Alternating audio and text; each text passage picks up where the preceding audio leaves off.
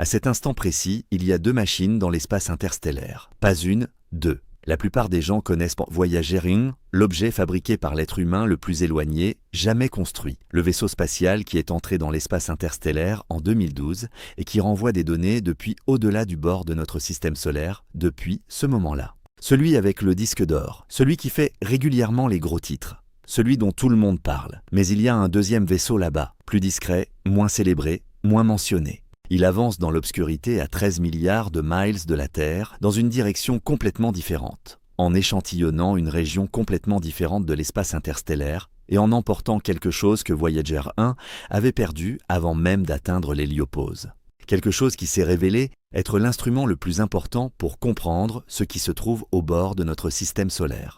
Il s'appelle Voyager 2, et ce qu'il a découvert lorsqu'il est entré dans l'espace interstellaire, ce que son instrument unique au monde a mesuré lorsqu'il a traversé cette frontière, qu'aucun modèle n'avait jamais correctement prédite, n'a pas seulement confirmé ce que Voyager 1 avait découvert. Cela l'a contredit, cela l'a compliqué. Cela a soulevé des questions auxquelles Voyager 1, malgré tous ses exploits extraordinaires, ne pouvait tout simplement pas répondre. Parce que Voyager 1 était aveugle à la chose la plus importante au niveau de l'héliopause, et Voyager 2 ne l'était pas. Et maintenant, pendant l'été 2026, Voyager 2 est sur le point de devenir le vaisseau spatial le plus important de toute l'histoire de cette mission. Non pas à cause de ce qu'il a découvert, mais à cause de ce que la NASA s'apprête à lui faire subir. Une procédure si risquée, si inédite, si totale dans sa conception, que l'équipe d'ingénierie lui a donné un surnom, le Big Bang. Une reconfiguration simultanée et coordonnée de tous les systèmes d'alimentation encore actifs du vaisseau, tentée avec un délai de communication de plus de 16 heures dans chaque sens, sans plan de secours et sans seconde tentative si quelque chose tourne mal. Si cela fonctionne, Voyager 2 gagne du temps. Et tout ce que Voyager 1 tentera en juillet dépend du fait que Voyager 2 survive d'abord à ce qui va se passer. Restez avec moi, parce que c'est une histoire que la plupart des gens n'ont jamais entendue, et elle compte plus que tout ce dont on parle actuellement à propos de la mission Voyager. Voyager 2 a été lancé le 20 août 1967, 16 jours avant Voyager 1. Malgré le chiffre plus élevé dans son nom, ce nom n'est pas une erreur. Et ce n'est pas une faute administrative. Il reflète l'ordre dans lequel les missions étaient censées atteindre leur cible. Voyager 1 suivait la trajectoire la plus rapide, conçue pour l'emmener près de Jupiter, puis de Saturne avant de quitter complètement le système solaire. Voyager 2 a reçu une trajectoire plus longue, plus complexe, une trajectoire qui lui permettrait de faire quelque chose que Voyager 1 ne pouvait pas faire. Quelque chose qu'au moment du lancement, aucun autre vaisseau spatial n'avait jamais accompli et que près de 50 ans plus tard, aucun autre vaisseau n'a encore répété. Voyager 2 est le seul vaisseau spatial de toute l'histoire humaine à avoir visité les 4 planètes extérieures. Les 4, Jupiter, Saturne, Uranus, Neptune. Chacune des géantes gazeuses et glacées de notre système solaire a été observée de près, en détail, avec des instruments conçus pour étudier leurs atmosphères, leurs champs magnétiques et leur système de lune. Voyager 1 a visité Jupiter et Saturne, puis il est parti vers le nord, hors du plan de l'écliptique, sacrifiant la possibilité d'atteindre Uranus et Neptune en échange d'un passage plus rapproché près de Titan, la lune de Saturne, et d'une route plus rapide vers l'espace interstellaire. C'était un choix délibéré, 2 vaisseaux, 2 missions. 2 réponses différentes à la question de savoir à quoi ressemblent réellement les confins du système solaire. Le prix que Voyager 2 a payé pour visiter les 4 planètes a été le temps. Sa trajectoire, façonnée par l'assistance gravitationnelle de chaque planète à la suite, a pris plus longtemps. Voyager 1 a franchi l'héliopause en août 2012. Voyager 2 ne l'a franchi que le 5 novembre 2018, soit 6 ans et 3 mois plus tard. 6 années pendant lesquelles Voyager 1 se trouvait déjà dans l'espace interstellaire, mesurait déjà le plasma et les champs magnétiques au-delà de la frontière, et renvoyait déjà des données qui déroutaient les scientifiques et les forçaient à revoir leurs modèles. Pendant 6 ans, les données de Voyager 1 ont dit aux scientifiques qu'il se passait quelque chose d'extraordinaire à l'héliopause. Mais l'histoire restait incomplète, parce que l'instrument qui aurait permis à Voyager 1 de raconter l'histoire dans son entier avait cessé de fonctionner en 1980. Voici ce que presque personne ne mentionne quand on parle de ce que Voyager 1 a découvert à l'héliopause. L'instrument de science du plasma de Voyager 1, l'appareil conçu pour mesurer directement la température, la densité et la vitesse d'écoulement du plasma, aussi bien à l'intérieur de l'héliosphère que dans le milieu interstellaire au-delà, a cessé de fonctionner en 1980. Pas à l'héliopause, pas dans l'espace interstellaire. Avant même d'atteindre l'orbite de Jupiter sur sa trajectoire de sortie. 4 décennies avant qu'il ne franchisse l'héliopause, avant que toute la science interstellaire ne commence, l'instrument qui aurait été le plus utile pour comprendre à quoi ressemble réellement l'héliopause depuis l'intérieur était déjà tombé en panne. Cela signifiait que lorsque Voyager 1 a traversé l'héliopause en 2012, il l'a fait sans être capable de mesurer directement le plasma de part et d'autre de la frontière. Les scientifiques pouvaient déduire ce qui se passait grâce à d'autres instruments, grâce aux détecteurs de rayons cosmiques, au magnétomètre, au sous-système d'ondes plasma.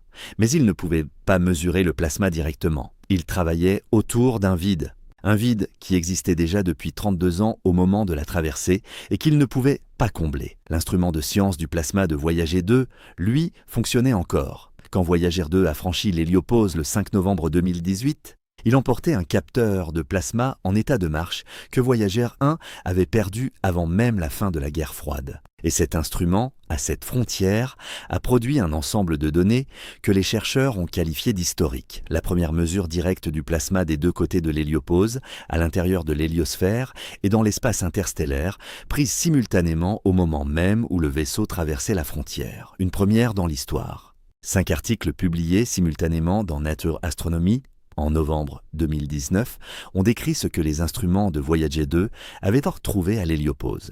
Et ce qu'ils ont trouvé a contredit les modèles d'une manière véritablement choquante pour un domaine scientifique qui travaillait depuis 6 ans avec les données incomplètes de Voyager 1. La première surprise a été l'épaisseur de la frontière. Les scientifiques s'attendaient à ce que l'héliopause soit une transition relativement fine et nette, une ligne définie où le vent solaire s'arrête et où l'espace interstellaire commence. Les modèles plaçaient cette frontière dans une zone étroite, peut-être large de quelques centaines de milliers de kilomètres, là où le vent solaire, chaud et rapide, rencontrait le plasma interstellaire, plus froid et plus dense, et où les deux environnements se mélangeaient avant de se séparer. Ce que Voyager 2 a trouvé, c'était une couche. Une zone de transition distincte d'environ 100 millions de miles de large, située juste à l'extérieur de l'héliopause. Pas à l'intérieur, là où vit le vent solaire. À l'extérieur, dans ce qui était censé être l'espace interstellaire, là où le plasma interstellaire était supposé commencer immédiatement. Au lieu de cela, Voyager 2 a détecté une région de particules interstellaires qui avaient repoussé vers l'intérieur à travers l'héliopause, comme des racines qui traversent la roche. Des filaments de matière interstellaire s'étendant sur plus de 100 millions de miles vers l'intérieur depuis la frontière et se mélangeant à l'environnement solaire d'une manière que les modèles n'avaient pas prévue. Voyager 1 avait vu quelque chose de similaire avant de franchir l'héliopause, mais différent. Avant la traversée, Voyager 1 était entré dans une région où le vent solaire sortant avait ralenti presque jusqu'à l'arrêt, une zone stagnante juste à l'intérieur de la frontière, où le vent semblait avoir perdu son élan avant de pouvoir pousser plus loin vers l'extérieur. Voyager 2, approchant depuis une autre direction et traversant l'héliopause en un autre point, a observé quelque chose de complètement différent pendant son approche. Une couche mince, presque de la même largeur que la zone stagnante observée par Voyager 1, mais avec des caractéristiques de plasma totalement différentes, de vaisseaux, de traversées. À 6 ans d'intervalle, des parties différentes de l'héliopause, des structures de frontières complètement différentes. Stamatios Krimidis, chercheur principal pour l'instrument de particules chargées de basse énergie au Johns Hopkins Applied Physics Laboratory, a décrit ce que cela signifiait avec une clarté qui a parfaitement résumé la réaction de la communauté scientifique. Le fait que les deux sondes aient rencontré l'héliopause à presque exactement la même distance du Soleil, 120 et 1,6 unités astronomiques pour Voyager 1 et 119 unités astronomiques pour Voyager 2, était déjà en soi profondément surprenant. Une traversée a eu lieu près du maximum solaire quand l'activité du Soleil était forte. L'autre a eu lieu près du minimum solaire quand l'activité était faible. La taille de l'héliosphère était censée changer fortement avec le cycle solaire, en s'étendant pendant les périodes de forte activité et en se contractant pendant les périodes calmes. Et pourtant, les deux sondes ont trouvé la frontière à essentiellement la même distance. Nous ne comprenons pas pourquoi, a dit Krimidis, de manière directe. Nous ne comprenons pas pourquoi. Quand cela vient de l'un des scientifiques les plus expérimentés de la mission Voyager, avec des décennies de données issues de ces vaisseaux, ce n'est pas un aveu anodin. C'est une déclaration disant que quelque chose de fondamental dans la relation entre l'activité du Soleil et la taille de l'héliosphère ne fonctionne pas comme les modèles disent que cela devrait fonctionner. La deuxième grande surprise issue du passage de Voyager 2 à l'héliopause concernait la température.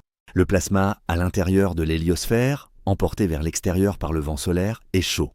Pas chaud au sens de l'expérience quotidienne. Le plasma du vent solaire est chaud au sens où ses particules se déplacent extrêmement vite, ce qui est la manière dont la température est définie en physique des plasmas. Les scientifiques s'attendaient à ce qu'au moment où ce plasma chaud atteindrait l'héliopause et rencontrerait le milieu interstellaire, plus froid et plus dense, qui pousse depuis l'extérieur, la transition de température devienne l'une des caractéristiques majeures de cette traversée. Ce que l'instrument plasma de Voyager 2 a mesuré, c'était autre chose. La chute de température à l'héliopause était brutale, bien plus brutale que ce que les modèles avaient prévu. Le plasma passait de l'environnement chaud du vent solaire au milieu interstellaire, nettement plus froid dans une zone plus étroite qu'attendue. Mais ce qui rendait ce résultat particulièrement frappant, c'était ce qui arrivait à la densité à l'intérieur de l'héliosphère. Le plasma du vent solaire est relativement peu dense. À l'extérieur de l'héliopause, dans l'espace interstellaire, le plasma est nettement plus dense.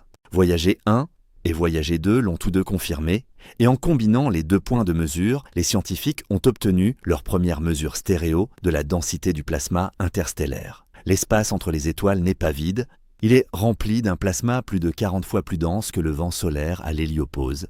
Mais les mesures de plasma de Voyager 2 ont aussi modifié une partie précise et importante du tableau. La température du plasma interstellaire, mesurée directement pour la première fois grâce à l'instrument plasma encore fonctionnel de Voyager 2, se situait entre 30 000 et 50 000 Kelvin. C'est très chaud à l'échelle humaine, mais bien plus froid que le plasma juste à l'intérieur de la frontière de l'héliopause que les instruments du vaisseau avaient mesuré à plusieurs dizaines de millions de degrés. La frontière était réelle, le contraste de température était réel. Et la mesure directe de la température du plasma interstellaire, impossible pour Voyager 1, parce qu'il n'avait plus d'instrument plasma fonctionnel, a donné aux scientifiques une valeur de référence qu'ils n'avaient jusque-là pu qu'estimer par la théorie. L'estimation était fausse d'un facteur 2. La troisième surprise, et celle qu'Ed Stone, scientifique du projet Voyager à Caltech depuis avant même le lancement des deux vaisseaux, a qualifié de plus remarquable, concernait l'héliopause elle-même. Elle fuit. Pas au sens figuré, au sens littéral. La frontière entre le vent solaire et l'espace interstellaire n'est pas un mur propre et net. Les particules la traversent dans les deux sens. Voyager 1, lors de son approche, avait détecté ce qui ressemblait à des filaments de particules interstellaires perçant la frontière vers l'intérieur et pénétrant dans l'héliosphère depuis l'extérieur. Voyager 2, lors de son approche depuis le sud, a vu quelque chose de différent. Un filet de particules de basse énergie s'échappant vers l'extérieur depuis l'héliopause, fuyant dans l'espace interstellaire avant même que le vaisseau n'ait franchi la frontière. Cette fuite a été confirmée à partir de deux points d'entrée différents, à des moments différents du cycle solaire, dans des régions différentes de l'héliopause. Quelle que soit sa cause, ce n'était pas un phénomène local. C'était une propriété de la frontière elle-même. Quelque chose de fondamental dans le fonctionnement de l'héliopause, absent de tous les modèles construits avant les traversées des Voyager. Deux vaisseaux approchant depuis des directions différentes, à 6 ans d'intervalle, et trouvant tous deux la même frontière poreuse. Des mécanismes différents sur des côtés différents. Des particules interstellaires poussant vers l'intérieur d'un côté, des particules solaires s'échappant vers l'extérieur de l'autre, mais la même conclusion au fond. L'héliopause est une frontière que la matière traverse régulièrement dans les deux sens. Elle ressemble davantage à un littoral qu'à un mur, avec un ressac qui se déplace dans les deux directions à l'interface entre deux océans. Les sondes Voyager nous montrent comment notre Soleil interagit avec la matière qui remplit la majeure partie de l'espace entre les étoiles de la Voie lactée, a déclaré Stone dans l'annonce accompagnant les 5 articles de Nature Astronomy. Le choix des mots est prudent et important, pas comment le Soleil s'arrête et comment l'espace interstellaire commence. Comment le Soleil interagit avec l'espace interstellaire. Pas une séparation nette, mais une relation continue, désordonnée, dynamique, entre deux environnements qui ne restent pas gentiment chacun de leur côté de la frontière. Et les deux vaisseaux se trouvent encore dans une région transitionnelle perturbée. Pas encore dans un espace interstellaire complètement non perturbé. Même à 13 et 16 milliards de miles du Soleil, les deux sondes Voyager échantillonnent un environnement qui est encore influencé par le système solaire qu'elles ont quitté. Maintenant, reculons un instant par rapport à la science et pensons à ce que Voyager 2 représente réellement dans le contexte de toute la mission Voyager, parce que l'histoire de la découverte n'en est qu'une partie. Quand Voyager 2 a reçu sa trajectoire, celle qui l'a emmené vers les 4 planètes extérieures avant de partir vers l'espace interstellaire, cette décision a été prise en sachant qu'il arriverait plus tard, qu'il traverserait l'héliopause dans une direction différente de Voyager 1 et que les deux vaisseaux fourniraient des points de vue différents sur la même frontière. Ce n'était pas accidentel. Les planificateurs de la mission Voyager, dans les années 1970, avec des ordinateurs moins puissants qu'une calculatrice de poche moderne, ont conçu une mission à 2 vaisseaux précisément pour éviter la limite d'un seul point de données. Un seul vaisseau ne peut pas vous dire si ce qu'il a trouvé est typique ou exceptionnel. 2 vaisseaux approchant depuis des directions différentes et à des moments différents peuvent commencer à construire une image de l'ensemble. Ce qu'ils ne pouvaient pas anticiper pleinement, c'est que l'instrument qui se révélerait le plus crucial pour comprendre le franchissement de l'héliopause, l'instrument de science du plasma, tomberait en panne sur l'un des vaisseaux et survivrait sur l'autre. Que le détecteur de plasma de Voyager 2, encore fonctionnel après plus de 4 décennies d'activité dans l'environnement radiatif du système solaire externe, fournirait les données que Voyager 1 ne pouvait tout simplement pas donner, comblant un manque qui existait dans l'ensemble des données voyagées depuis 1980. La répartition des rôles entre les 2 vaisseaux avait été planifiée. La manière précise dont cette répartition s'est finalement jouée ne l'avait pas été. C'est ce genre de science que représente Voyager 2, une contribution planifiée qui a dépassé sa conception d'origine de façon que personne n'avait complètement anticipée.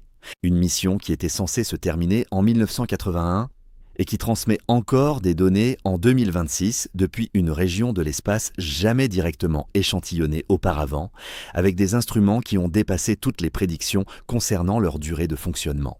En ce moment, pendant l'été 2026, l'attention de l'équipe d'ingénierie de la mission Voyager au JPL est tournée vers Voyager 2 d'une manière qui a rarement été le cas auparavant. Voyager 2 possède actuellement 3 instruments scientifiques encore actifs. L'instrument de science du plasma, celui qui a rendu possible les mesures de franchissement de l'héliopause, en fait partie. Le magnétomètre fonctionne encore, le sous-système d'ondes plasma fonctionne encore. Ces 3 instruments, travaillant ensemble, fournissent quelque chose qu'aucun autre outil de toute l'histoire de l'astronomie n'a jamais fourni. Une mesure continue, en temps réel et sur place, des conditions dans le milieu interstellaire, réalisée depuis un vaisseau physiquement situé dans ce milieu et s'y déplaçant à 54 000 km/h environ. Mais la marge d'énergie diminue. Le même processus qui grignote lentement les capacités opérationnelles de Voyager 1, la baisse régulière et mathématiquement certaine du plutonium-238 au fur et à mesure de sa désintégration, retirant 4 watts de puissance disponible par an, agit exactement de la même manière sur Voyager 2. Au lancement, chaque vaisseau disposait d'environ 470 watts fournis par ces 3 générateurs thermoélectriques à radioisotopes. Aujourd'hui, Voyager 2 a encore un peu plus de puissance restante que Voyager 1, ce qui explique pourquoi il possède 3 instruments actifs, alors que Voyager 1 n'en a plus que 2 depuis l'arrêt du LECP en avril 2026. Mais cette marge n'est pas grande, et elle diminue de 4 watts chaque année. Le Big Bang est censé changer cela.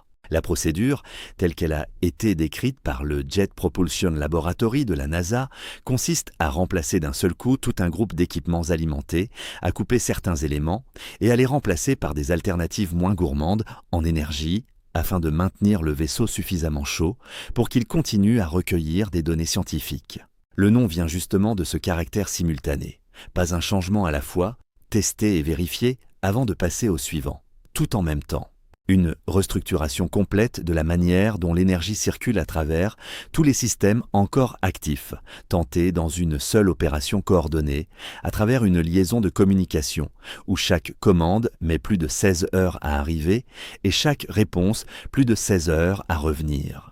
La raison pour laquelle tout est fait d'un seul coup, au lieu d'être fait progressivement, est directement liée au risque représenté par les états intermédiaires. Pendant toute reconfiguration du système électrique, il existe des moments de transition où le système n'est plus exactement dans son ancienne configuration et n'est pas encore entièrement dans sa nouvelle. Ces moments intermédiaires peuvent déclencher les systèmes de protection automatique, des mécanismes de sécurité intégrés aux deux vaisseaux qui commenceront à éteindre eux-mêmes certains composants s'ils détectent que la demande en énergie dépasse ce que les générateurs peuvent fournir. L'objectif entier du Big Bang est de réduire au maximum le temps passé dans ces états intermédiaires dangereux, en effectuant tous les changements simultanément afin de traverser la transition le plus vite possible. Si cela fonctionne, si la nouvelle configuration de distribution d'énergie réduit suffisamment les pertes dans le système pour récupérer une marge utile dans le budget énergétique, cela pourrait prolonger la durée de vie opérationnelle des instruments scientifiques de Voyager 2 d'au moins 1 an, peut-être davantage. Et si le Big Bang réussit sur Voyager 2, la même procédure sera tentée sur Voyager 1 au plus tôt en juillet 2026. Avec l'espoir qu'un résultat positif permette même la réactivation de l'instrument LECP, arrêté en avril. Voyager 2 passe en premier, non pas parce qu'il est moins important, mais parce qu'il est légèrement plus proche, légèrement mieux alimenté, et donc un sujet d'essai plus sûr pour une procédure qui n'a encore jamais été tentée. Ce qui est en jeu dans le maintien en vie des instruments de Voyager 2, aussi longtemps que possible, n'est pas une question simple. Ce sont plusieurs questions superposées, et chacune pointe vers une zone de connaissance humaine que seuls ces deux vaisseaux sont actuellement capables d'éclairer. La structure de l'héliosphère est l'une de ces questions. Les 5 articles de Nature Astronomy publiés en 2019 ont établi que l'héliopause est poreuse, qu'elle se trouve à peu près à la même distance du Soleil, quelle que soit l'activité solaire, et que le plasma interstellaire de l'autre côté est plus dense et plus froid que prévu, et que la structure de la frontière semble différente selon la direction d'approche et les instruments transportés. Mais ces résultats ont soulevé autant de questions qu'ils n'en ont résolu. Pourquoi l'héliopause se trouve-t-elle à la même distance pendant le maximum solaire et le minimum solaire? Qu'est-ce qui détermine la position de cette frontière si ce n'est pas la force du vent solaire? Qu'est-ce qui provoque cette fuite de particules dans les deux sens? Et comment cette fuite varie-t-elle au fil du temps, à mesure que le Soleil traverse différentes régions du milieu interstellaire de la galaxie? La forme même de l'héliosphère reste réellement incertaine. Certains modèles prédisent qu'elle possède une longue queue en forme de comète s'étendant à l'opposé de la direction du mouvement du Soleil dans la galaxie. D'autres suggèrent qu'elle est plus sphérique, ou même en forme de citron. Voyager 1 et Voyager 2 échantillonnent 2 points de la structure externe de l'héliosphère, l'un dans la direction générale du nez, l'autre vers le flanc, et leurs données combinées constituent l'un des outils principaux dont disposent les scientifiques pour tester ces modèles concurrents. Plus les deux vaisseaux restent opérationnels longtemps, plus les données s'accumulent et plus les modèles deviennent contraints avec précision. Le champ magnétique interstellaire est une autre question ouverte. Les deux vaisseaux ont mesuré le champ magnétique dans l'espace interstellaire au-delà de l'héliopause et la direction de ce champ a des implications pour la manière dont l'héliosphère est orientée par rapport à la grande structure magnétique de la galaxie. Le magnétomètre de Voyager 2, toujours en fonctionnement en 2026, continue de fournir des mesures qui aident à cartographier le champ magnétique interstellaire local dans l'hémisphère sud de l'héliosphère, une région différente de celle que Voyager 1 échantillonne au nord. Et sous toutes ces questions scientifiques précises se trouve un problème plus large. Que se passera-t-il quand les deux vaisseaux finiront par se taire? Il n'existe aucun remplaçant, il n'existe aucune mission de relève dans l'espace interstellaire. Il n'existe aucun instrument à moins de 50 milliards de miles de l'endroit où se trouvent actuellement ces deux vaisseaux. Et il n'y en aura pas avant des décennies. Quand le dernier de leurs instruments s'éteindra, la carte qu'ils sont en train de tracer du milieu interstellaire cessera d'être mise à jour. Et toutes les questions qu'ils ont soulevées, sans y répondre complètement, resteront sans réponse jusqu'à ce qu'une mission future, une mission qui n'est pas encore financée, pas encore conçue, pas encore approuvée, finisse un jour par faire le même voyage et atteigne à son tour la même frontière.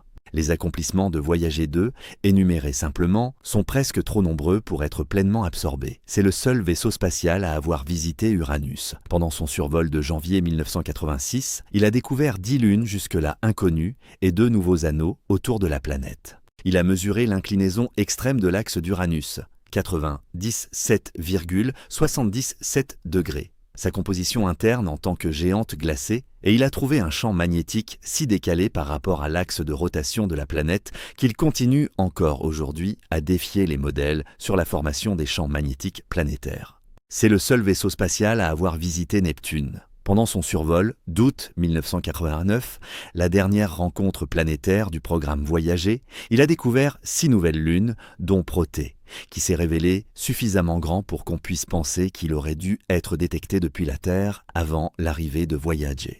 Il a mesuré les vents supersoniques de Neptune atteignant 2400 km/h, les plus rapides mesurés dans le système solaire à cette époque. Et il a réalisé des observations détaillées de Triton, la plus grande lune de Neptune, en détectant des geysers actifs d'azote projetant de la matière à 8 km dans sa fine atmosphère, et en déterminant que Triton était presque certainement un objet capturé de la ceinture de Kuiper, un monde formé ailleurs puis attiré dans l'orbite de Neptune par la gravité, avec une surface façonnée par l'échauffement de marée issu d'une orbite qui s'est lentement circularisée depuis. Il a découvert une 14e lune de Jupiter pendant son survol de 1979. Il a fourni des données sur les anneaux de Saturne qui ont révélé une complexité de structures jusque-là invisible depuis les télescopes terrestres. Il a confirmé les éruptions volcaniques actives sur Io que Voyager 1 avait détectées en premier, en observant Prométhée en éruption dans un panache de givre de dioxyde de soufre haut de 200 km. Et il a renvoyé les images de la surface glacée d'Europe, les réseaux de fractures, l'absence de grands cratères, la matière brun rougeâtre qui tache les fissures entre les blocs de glace, des images qui ont suggéré pour la première fois la possibilité d'un océan d'eau liquide sous la glace. Ces images ont nourri des décennies d'intérêt scientifique pour Europe comme habitat potentiel pour la vie, et ont finalement conduit à la mission Europa Clipper, actuellement en activité. Tout cela grâce à un vaisseau lancé le 20 août 1977, il y a 49 ans. Construit avec une technologie d'une époque antérieure à l'Internet, antérieure aux ordinateurs personnels, antérieure au GPS, antérieure au téléphone portable, conçu pour durer 4 ans. Et il transmet encore, il collecte encore des données. Et il fournit encore, grâce à la trajectoire unique qu'il a reçue et à l'instrument qui a survécu là où celui de Voyager 1 avait échoué, quelque chose qu'aucun autre vaisseau de toute l'histoire n'a fourni. Des mesures directes depuis l'intérieur de l'espace interstellaire. Depuis une direction différente de celle de Voyager 1 avec un instrument plasma fonctionnel pour la première fois dans l'histoire. Les tests du Big Bang sont en cours maintenant. En mai et juin 2026, l'équipe d'ingénierie du JPL travaille sur cette procédure pour Voyager 2, en testant si la reconfiguration simultanée de l'alimentation peut être exécutée proprement, si les systèmes de protection automatique restent silencieux pendant toute la transition, et si la nouvelle configuration de distribution d'énergie apporte réellement les gains d'efficacité que prévoit l'écran les calculs. Chaque commande envoyée pendant ces essais met plus de 16 heures à arriver. Chaque réponse met plus de 16 heures à revenir. Chaque étape de diagnostic coûte à elle, seule, plus d'une journée complète de temps de communication. L'équipe qui fait ce travail est petite. Elle l'a toujours été. Les ingénieurs d'origine du programme Voyager ont, pour la plupart, pris leur retraite. Et les ingénieurs qui les ont remplacés ont dû apprendre des langages de programmation et des philosophies de conception spatiale datant d'une époque antérieure au début même de leur carrière, simplement pour communiquer avec ces machines de la manière dont ces machines ont été conçues pour être pilotées. Le savoir nécessaire pour maintenir Voyager 2 et Voyager 1 en fonctionnement en 2026 n'est pas le genre de savoir que l'on trouve dans les cursus modernes d'ingénierie aérospatiale. C'est un savoir institutionnel vivant, porté par un groupe précis de personnes dans un bâtiment précis du JPL. Le genre de savoir qui ne peut pas être reconstruit à partir de la documentation seule, une fois que la dernière personne qui le détient a quitté son poste. Et ils sont toujours là. Ils travaillent encore, ils envoient encore des commandes à 13 milliards de miles à travers le vide spatial, et ils attendent 16 heures pour que les réponses reviennent. Ils continuent à faire les arbitrages entre la capacité scientifique des instruments et la survie du vaisseau. Arbitrages qui définissent ce que cette mission peut encore livrer chaque semaine. Et, à l'été 2026, ils maintiennent toujours en vie et en transmission 2 vaisseaux dans l'espace interstellaire, avec une procédure surnommée le Big Bang comme meilleur outil actuel pour acheter davantage de temps.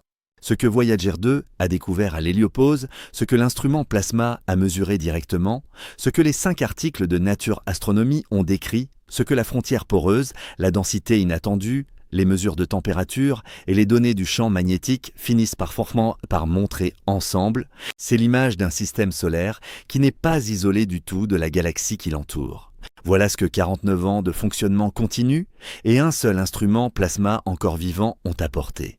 Pas une confirmation de ce que les scientifiques attendaient.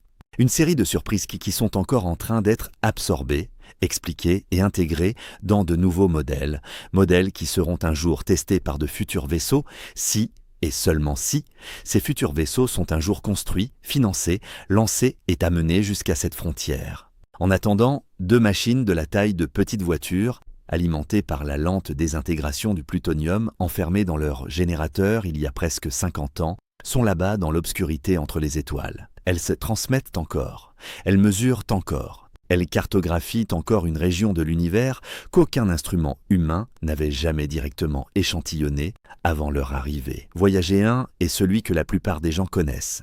Voyager 2 est celui qui a complété ce que Voyager 1 ne pouvait pas mesurer. Le jumeau, celui qui a visité chaque planète géante. Celui qui a traversé l'héliopause avec un instrument plasma en état de marche et qui nous a dit, pour la première fois dans l'histoire, quelle est réellement la température et quelle est réellement la densité du plasma interstellaire quand on les mesure directement au lieu de les déduire par la théorie.